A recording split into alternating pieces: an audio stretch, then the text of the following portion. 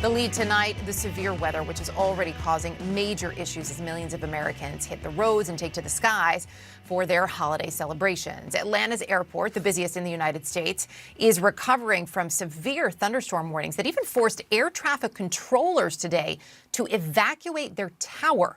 And a potent winter storm is poised to cause even more flight delays and potentially jam up the roads from New York to Ohio, Michigan, into the Dakotas. The FAA expects this is actually going to be the busiest Thanksgiving travel period that we've seen in 15 years. And today, the busiest day of them all. CNN's Derek Van Dam is tracking the latest forecast for us from the CNN Weather Center. We're going to kick things off, though, with our friend Pete Muntean, who is at Reagan National Airport just outside of Washington, D.C. How is it looking for travelers at this hour, Pete? You know, I just checked the live road traffic right now. A lot of red on the map for folks trying to get to the airport, although things pretty smooth once you get inside the airport. The Terminal 2 TSA checkpoint here, the North terminal checkpoint is moving pretty smooth.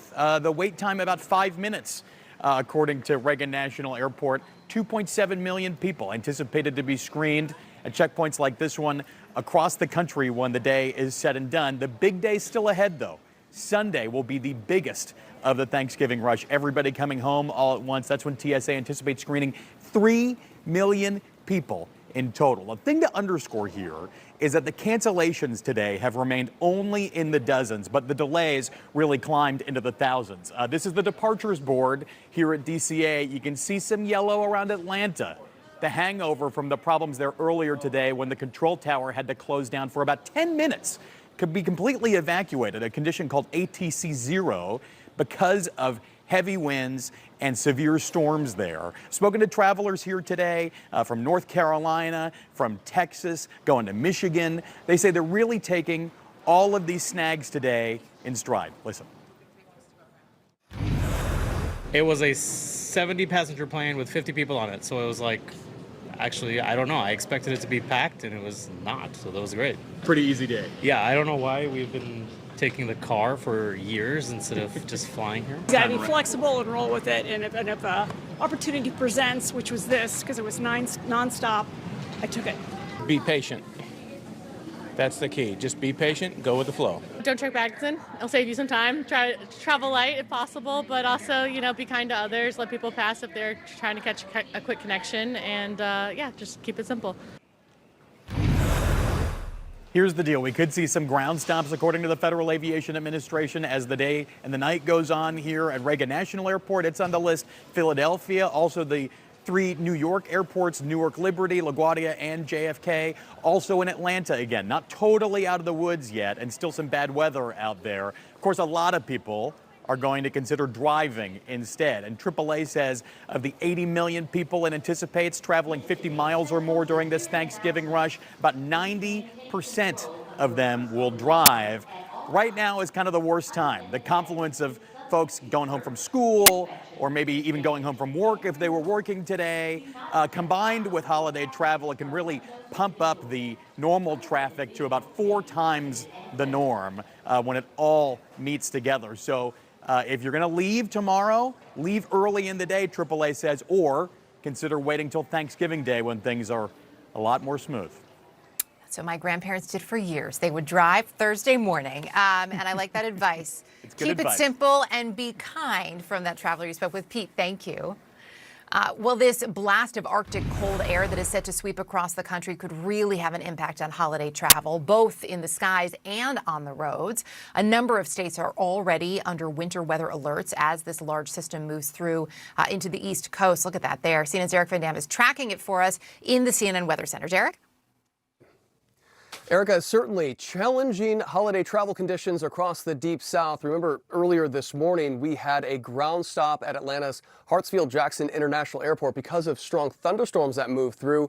Now we've got a renewed threat of additional thunderstorms to the west of Atlanta metropolitan, highlighting this area across central Alabama.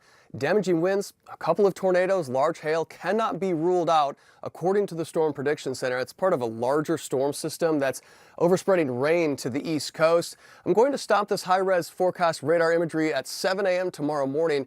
JFK to Boston, all the way to the nation's capital, could be some rain impacting I-95 corridor and some of the airports there. And then we start to see the cold air wrap in behind it, helping kick in the lake effect snow machine. We have several states with winter weather alerts, and we won't be measuring this in inches. This will be in feet for some locations across northern Michigan, Wisconsin, and into portions of Minnesota. Several inches of snow for western Michigan as well. So potentially some travel delays at the airports. O'Hare on Wednesday, LaGuardia to Boston, all the way down to the nation's capital. But by Thursday, Thanksgiving Day, that cold front responsible for the wild weather moves off the East Coast. We can breathe a sigh of relief because things are going to clear out, with the exception of some shower and thunderstorm weather across southern Florida as the tail end of that cold front moves through. But it's going to dramatically cool our temperatures, bringing us back to more seasonable daytime highs as we end off the holiday week. Erica? All right, Derek, appreciate it. Thank you.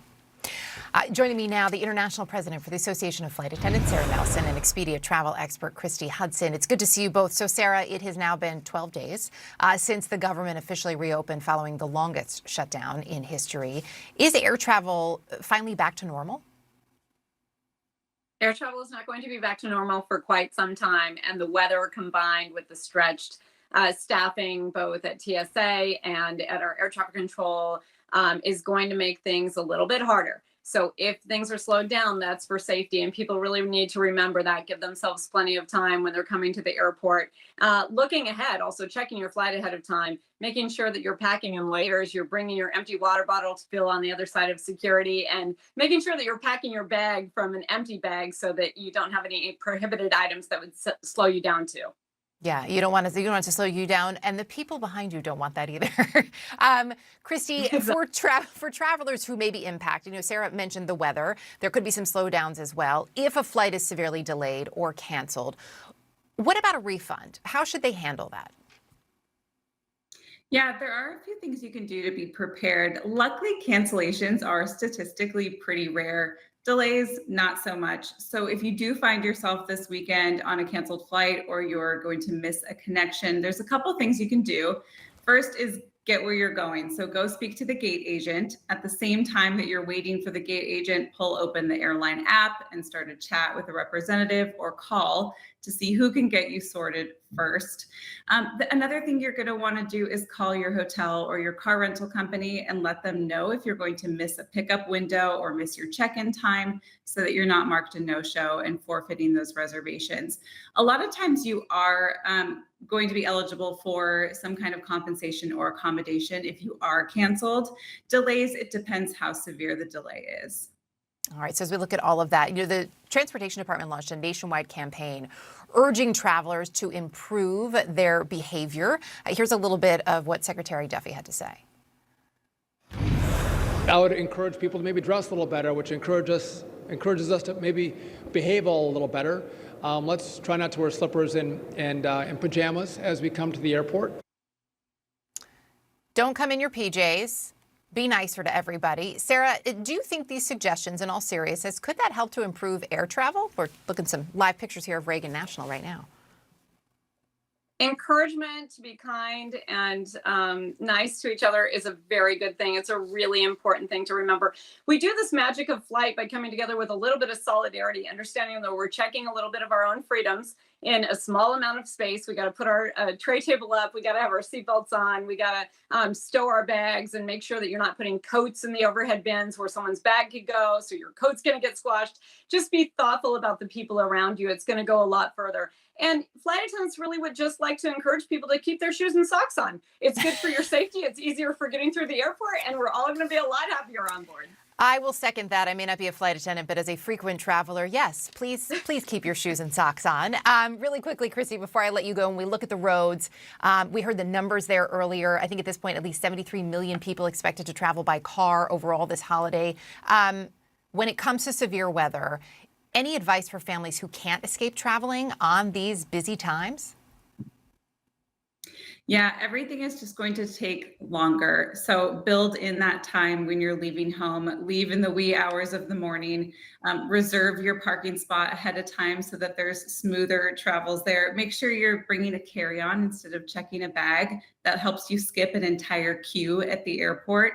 So all of these little things can really pile up to make sure that you're optimizing your time. You're going to get through security as fast as possible, and then just be patient. There you go. And maybe pack a snack. Never hurts. Sarah Nelson, Christy Hudson, thank you both. Happy Thanksgiving. Thanks, Erica. Thank your crews too. And thank you. Happy Thanksgiving.